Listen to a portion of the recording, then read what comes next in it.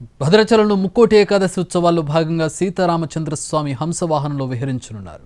కొద్దిసేపట్లో శ్రీ సీతారామచంద్రస్వామి ఉత్సవ విగ్రహాలను ఊరేగింపుగా గోదావరిలో ఏర్పాటు చేసిన హంసవాహనంలోకి తీసుకుని రానున్నారు. హంసవాహనాన్ని విద్యుత్ దీపాలు, పూలతో అంగరంగ వైభవంగా తయారు చేశారు. గోదావరిలో 5 రౌండ్ల పాటు స్వామివారు హంసవాహనంలో విహరించనున్నారు.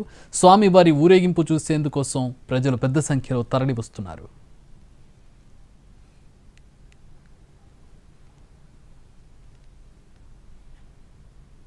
పూర్తి వివరాలను మా ప్రతినిధి భూపాల్ అందిస్తారు.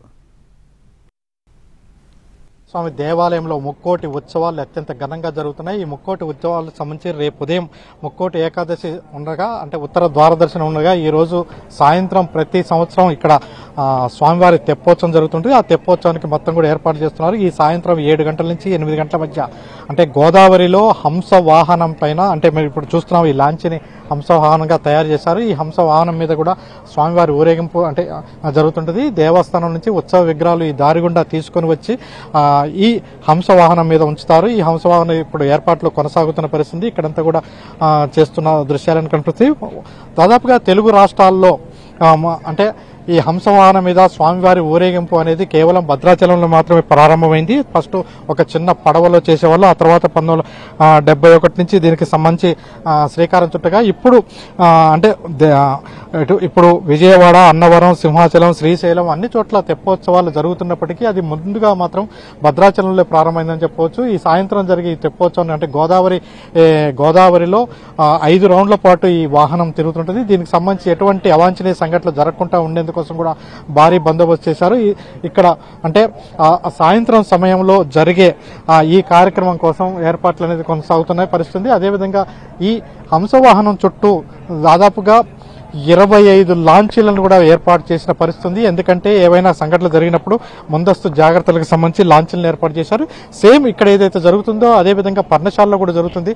పర్ణశాలలో కూడా 12 లాంచీలని అంటే సిద్ధం చేశారు. ఒకవైపు స్వామివారి ఊరేగింపు జరుగుతుంది. స్వామివారి అంటే హంసవాహనం పైన గోదావరి నదిలో తేలియాడుతున్న సందర్భంగా చుట్టూ ఎటువంటి అవాంఛనీయ సంఘటన జరగకుండా ఉండేందుకోసం ఈ లాంచీలు కూడా ఏర్పాటు చేస్తారు. అదేవిధంగా పోలీస్ యంత్రాంగం కూడా మొత్తం కూడా భద్రత, అంటే ఎక్కువ మంది చూడటానికి భక్తులు వస్తారు. రేపు ఉదయం ఉత్తర ద్వార దర్శనం అంటే ప్రధానంగా శ్రీరంగం తర్వాత భద్రాచలంలో అత్యంత వైభవంగా ముక్కోటి ఉత్సవం జరుగుతుంటుంది. ఈ నేపథ్యంలో ఇక్కడికి పెద్ద సంఖ్యలో భక్తులు తరలి వస్తుంటారు కాబట్టి ఆ నేపథ్యంలో భారీ ఎత్తున ఏర్పాట్లు చేస్తున్నారు. భద్రత కూడా ఎక్కువ చేస్తున్న పరిస్థితి. అయితే 3 మంత్రులు వస్తారని, అంటే ఖమ్మం జిల్లాకు సంబంధించిన వాళ్ళు 3 మంత్రులు ఉన్నారు. ఈ 3 మంత్రులు వస్తారని ముందు ఎక్స్పెక్ట్ చేశారు. దానికి అనుగుణంగా ఏర్పాటు చేసిన పరిస్థితి మనం చూడవచ్చు. ఇక్కడ మొత్తం కూడా అంటే ఇసుక తిన్నెల మీద మొత్తం కూడా భక్తులు కూర్చోవటానికి ఏర్పాట్లు చేసిన పరిస్థితి.